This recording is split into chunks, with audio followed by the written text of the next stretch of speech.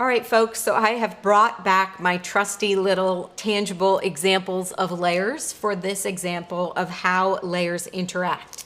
All right, so we've got our background layer, and just like I showed you in the last lesson, anything that lays on top of this is going to be visible on top of it, meaning above it in the layer stack. So whatever our background layer is, or the bottommost layer, anything that goes on top of that, like the cloud, is going to block whatever's underneath it on the area of that layer where there are pixels. If there are no pixels on that layer, meaning that that layer is transparent, you're going to be able to see through that layer so that you can see what's on the underlying layer or the base layer. The same with the tree. If I have, let's flip over my cloud, and then let's add our tree in. If our tree is the topmost layer, it's going to be over the background. But let's say that we line up the tree and the cloud, okay? So the cloud is the middle layer, the background is the bottom layer, and the tree is the top layer right now. So what that means is that the tree is laying over the cloud. So you cannot see the cloud because that's where the pixels are on each of the layers. But you can see the background for the rest of the image because the tree layer and the cloud layer are both transparent on this side. So I hope that makes sense.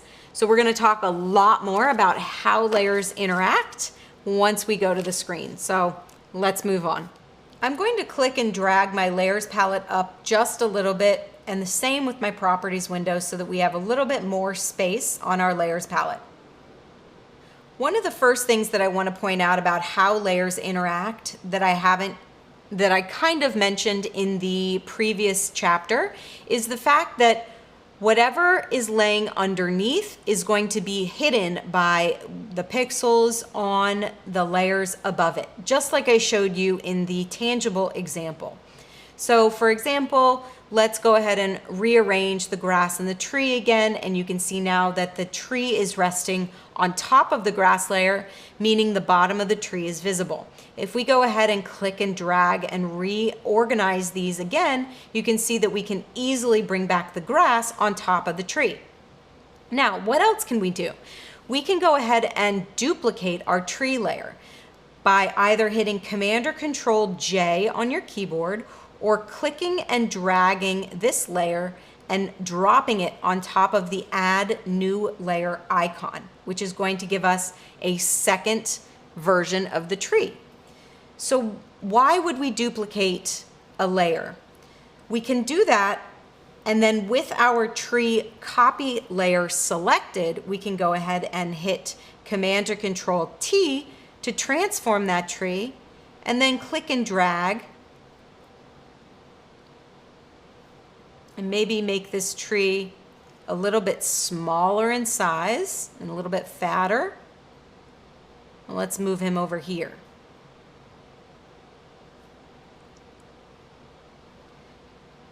So basically, what I'm trying to show is that you're able to modify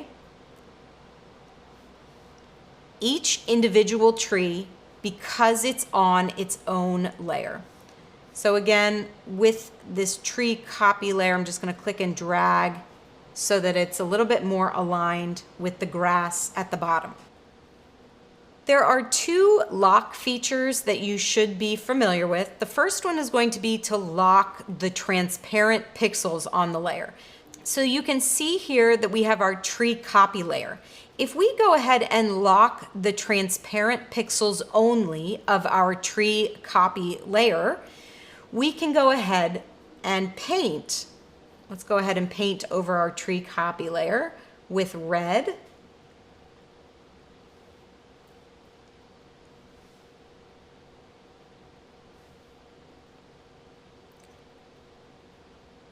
Oops, I want to pick red.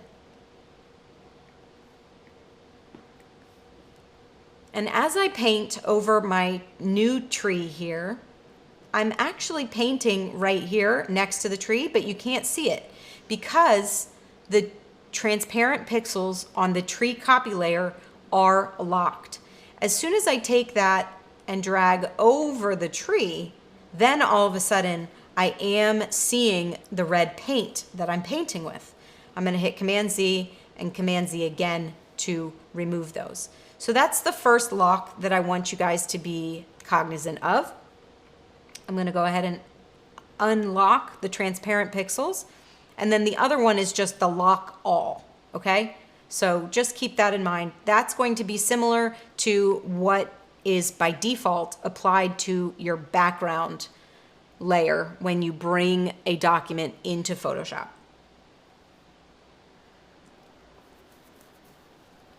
Let's talk about layer visibility. We have our mountains layer here.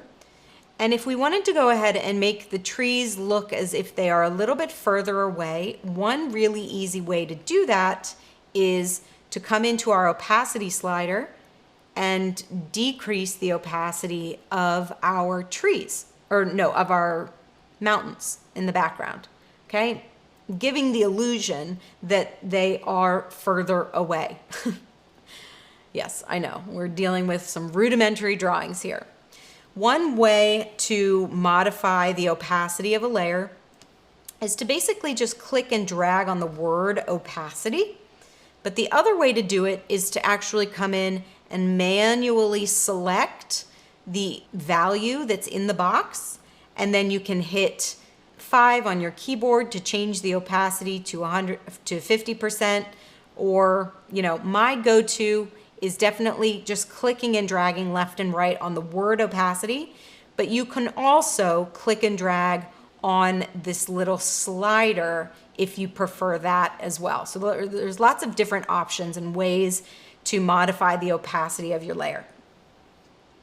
The next thing that I want to do is talk a little bit about blend modes. Now, in our next chapter, we are going to be devoting an entire section to the different blend modes and what they do.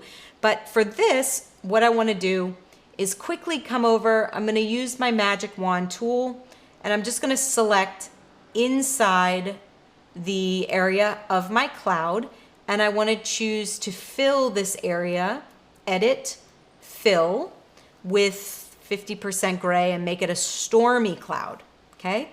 Command or Control D will deselect your selection. So now if I bring my cloud using the Move tool over here, I'm going to activate the Move tool, and then I'm going to just relocate my cloud over the tree. You have some really cool options right here within our layers palette called blend modes. And let me bring the cloud a little bit lower so that we can come in and show what the blend modes do. And basically what the blend modes do is they are going to look at the pixels on the underlying layer, and they're going to look at the pixels on the layer that you have, and it's going to apply different math and do different things to the way the two layers interact depending on the blend mode that you use. Okay folks, so blend modes are an extremely important aspect of how layers work and interact together. So I want to make sure I devote as much time as possible to them. So I'm going to take the next lesson and we're going to dive in deep into blend modes.